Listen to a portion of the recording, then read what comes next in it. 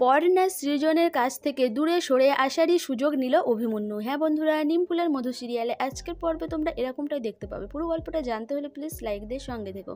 সকালে যখন সবাই চা খাচ্ছে সেই সময় সুইটি এসে বলে যে মা, আমি আজকে একটা স্বপ্ন দেখেছি জানো, তোমার ছেলেকে নিয়ে।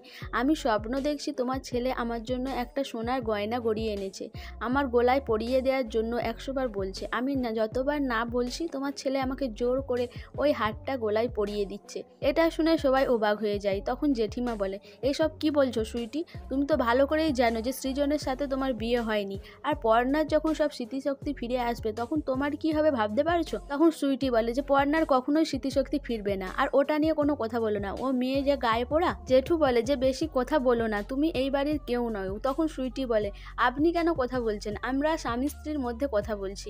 তখন সৃজন বলে, বেশি বাড়াবাড়ি করো না, আর তুমি কি করে জেঠুকে এরকম কথা বলো?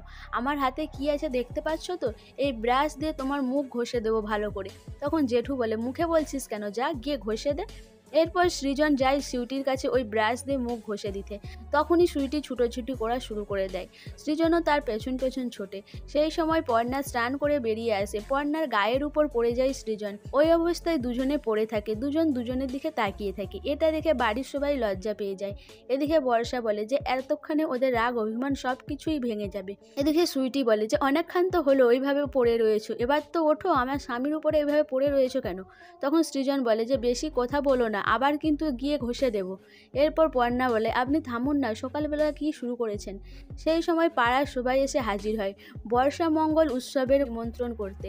ঠাকুমাকে পত্রটা ধরিয়ে দেয়। এখানে অনেক কিছু অনুষ্ঠান রয়েছে, নাচ গানও রয়েছে, আর এখানে ডুয়েট ডান্স রয়েছে। যারা ডান্সে ফার্স্ট হবে তাদের জন্য পুরস্কার রয়েছে 15 লক্ষ টাকা, হীরের একটা দুল আর সোনার চেন। এইসব শুনে মৌমিতা আর সুইটির চোখ জল করে উঠে লোভে।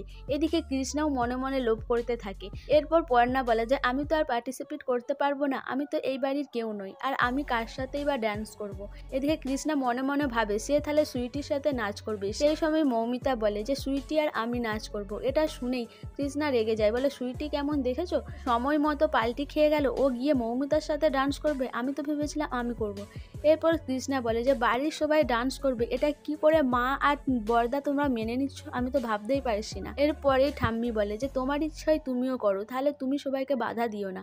এরপর পর্ণা বলে যে হ্যাঁ কাকিমা, নাচ গান করলে সবার ভালো লাগবে, আর ভালোই তো। পর্ণা ডান্স করবে না বলতে বর্ষা আর রুচিরার মন খারাপ হয়ে যায়, ওরাও করতে চায় না। এদিকে গান চালিয়ে প্র্যাকটিস করতে থাকে সুইটি আর মৌমিতা। এদিকে সুইটির আর মৌমিতার নাচ দেখে বাড়ির সবাই অবাক হয়ে যায়। এদিকে আগামী পর্বতে দেখানো হয় যে পর্ণা অফিসে যায়, গিয়ে সুরভিদের সাথে সৃজনের ব্যাপারে আলোচনা করে। সেটা শুনে নেয় অভিমন্যু বলে, এই তো সুযোগ, এবার আমি আমার খেলাটা খেলবো। পর্ণা এবার আমাকে কি করে দূরে সরিয়ে দেয় আমি সেটাই দেখবো।